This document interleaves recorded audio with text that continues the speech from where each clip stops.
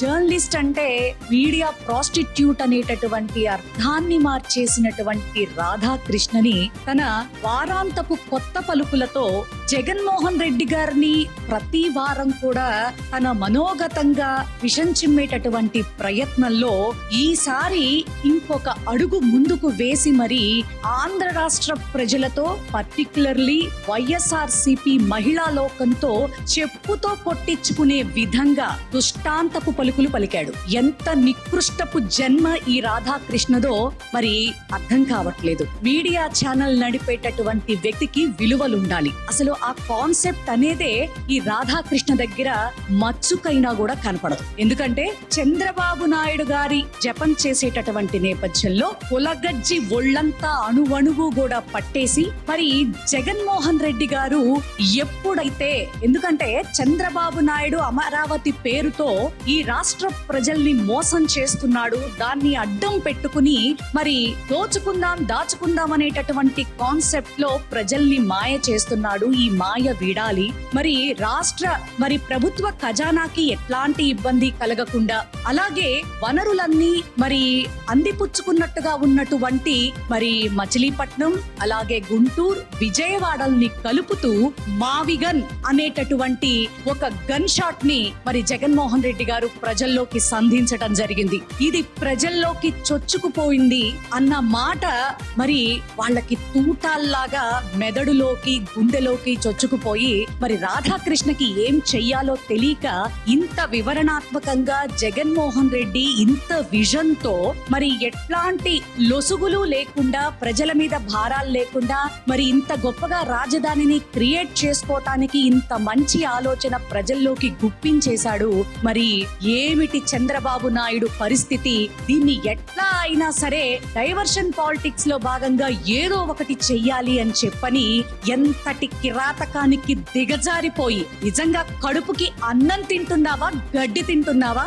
లేకపోతే కూటమి నేతలు ఉదయకాల సమయంలో మరి కాలకృత్యాలు తీర్చుకున్న తర్వాత మరి వాళ్ళ అశుద్ధాన్ని ఏరుకుని తింటున్నావా అని ప్రశ్నిస్తా ఉన్నాం రాధాకృష్ణని. ఎంత సిగ్గులేని జన్మ కాకపోతే నిన్ను వైఎస్ఆర్సీపీ మహిళలు, వైఎస్ఆర్సీపీ నేతల భార్యలు నిన్నేం చేశారయ్యా? ఒక తల్లి కడుపున ప్రేమకి గుర్తుగానే పుట్టావు కదా.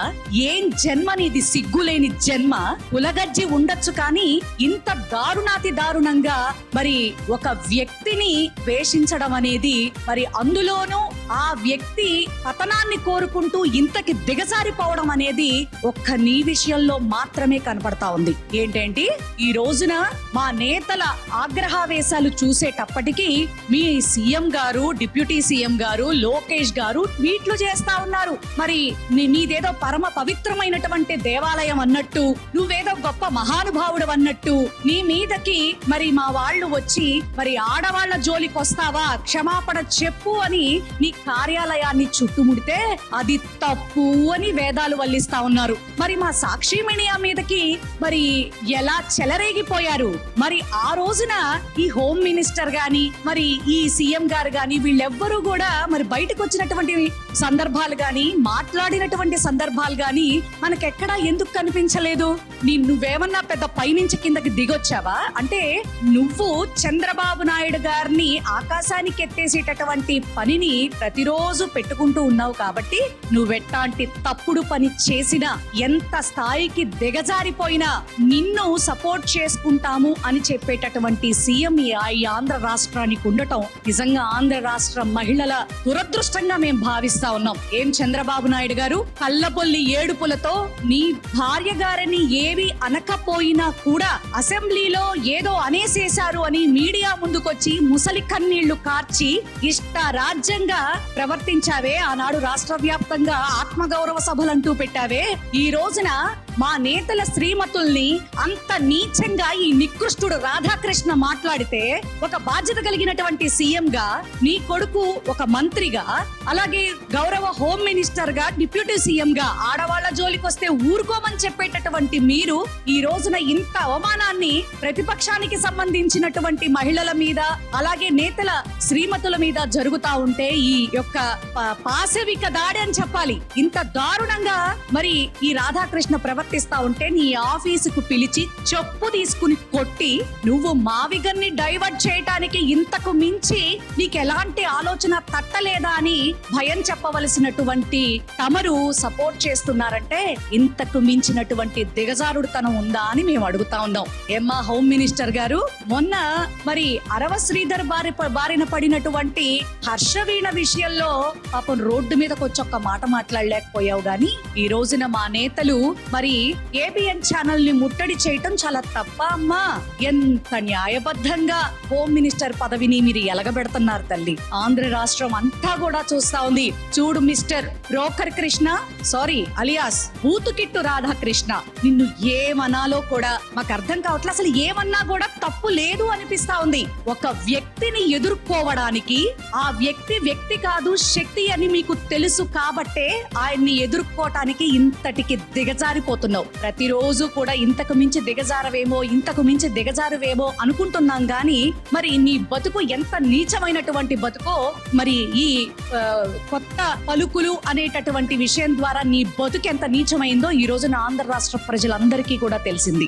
మర్యాదగా ఖచ్చితంగా, ఎందుకంటే ఒక గౌరవాత్మకమైనటువంటి తల్లి కడుపునే పుట్టినటువంటి వ్యక్తిగా మహిళా లోకానికి నువ్వు క్షమాపణ చెప్పి తీరాలి. పర్టికులర్లీ వైఎస్ఆర్సీపీ మహిళా లోకానికి, అలాగే మా నేతల శ్రీమతులకి ఖచ్చితంగా నువ్వు రోడ్డు మీదకొచ్చి క్షమాపణ చెప్పి తీరాలి. నీ మీద ఖచ్చితంగా లీగల్ గా యాక్షన్ తీసుకుంటాం. ఖచ్చితంగా ఎంతవరకు ముందుకెళ్లాలో, ఎందుకంటే మా అందరి మనోభావాలు దెబ్బతీసి మా పరువుని రోడ్డుకిడ్చినటువంటి ఎంత అనకూడని మాట నువ్వు మాట్లాడేవో, నీ మదం, నీ అహంకారం. ఎందుకంటే ఒకప్పుడు చంద్రబాబు నాయుడు నిన్ను కంట్రోల్ చేసేవాడేమో, ఇప్పుడు అధికారం అంతా కూడా లోకేష్ గారి దగ్గరికి వచ్చేసి రెడ్ బుక్ రాజ్యాంగం రాష్ట్రం అంతా కూడా అమలు అవుతుంటే మరి అదే స్పీడ్ పాపం నీ ఒంట్లో ఆ కులగజ్జిని విపరీతంగా 200 స్పీడ్ లో మరి ముందుకు నడిపించి మరి చంద్రబాబు నాయుడు గారి యొక్క పరిస్థితి ఎక్కడ దిగజారిపోతుందో అని భయంతో ఇంత దారుణానికి ఒడిగడతావా? ఖచ్చితంగా నీకు మేము గుణపాఠం చెప్పే తీరతాం. రాధాకృష్ణ, నీ తోలు ఒలిచి చెప్పులు కుట్టించకపోతే చూద్దు గాని ఖచ్చితంగా. మహిళలంటే నీకంత తమాషా అయిపోయిందా? ఎంత దారుణంగా నువ్వు మాట్లాడుతా ఉన్నావు. రాష్ట్రంలో ఎంతో మంది ఆడవారికి అన్యాయం జరుగుతుంటే నీ మీడియా న్యాయంగా మాట్లాడేటటువంటి పరిస్థితి లేదు గాని మా నేతల భార్యల్ని పట్టుకొని నికృష్టపు మాటలు మాట్లాడటానికి మాత్రం మరి నువ్వు ఒక జర్నలిస్ట్వి, నీదొక మీడియా, నీదొక ఛానల్, నీదొక బతుకు. ఆంధ్ర రాష్ట్ర మహిళలు అలాగే వైఎస్ఆర్సీపీకి సంబంధించినటువంటి మహిళలు కూడా నువ్వు ఎక్కడ కనపడితే అక్కడ చెప్పు తీసుకుని తన్నడానికి మాత్రం ప్రతి ఒక్కళ్ళు సిద్ధంగా ఉన్నారని మాత్రం చెప్తా ఉన్నా. నువ్వు ఖచ్చితంగా క్షమాపణ చెప్పి తీరాలి. ఈ యొక్క భయంకరమైనటువంటి ఈ సిచ్యువేషన్ ని నువ్వు ఖచ్చితంగా కంట్రోల్ లోకి తెచ్చుకోవాలి రాధాకృష్ణ. లేకపోతే మా విశ్వరూపం అనేది చూస్తాం. ఈ రోజు మా నేతల ఆగ్రహాన్నే తట్టుకోలేకపోయావు. నువ్వు గనక బయటికి వచ్చి క్షమాపణ చెప్పకపోతే మరి సిచ్యువేషన్ ఇంకెంత దారుణంగా మారబోతోందో మా మహిళా లోకం ద్వారా నీకు నిరూపించి చూపిస్తాం ఖచ్చితంగా. మరి నువ్వు నిజాయితీ అయినటువంటి, నాకెంతో ఎక్స్పీరియన్స్ ఉంది అని చెప్పుకునేటటువంటి నిజమైన జర్నలిస్ట్వి, నాకు ఒక ఛానల్ ఏడ్చింది, నేను ఒక న్యూస్ ఎడిటర్ ని అని చెప్పుకునేటటువంటి పరిస్థితి నీకు గనక ఉంటే నువ్వు చేసిన తప్పుడు పనికి ఖచ్చితంగా నువ్వు బయటకు వచ్చి క్షమాపణ చెప్పి తీరాలి అని డిమాండ్ చేస్తా ఉన్నాం. లేని పక్షంలో ఎటువంటి పరిస్థితులు చవి చూస్తావో మరి మాటల్లో అయితే చెప్పలేను.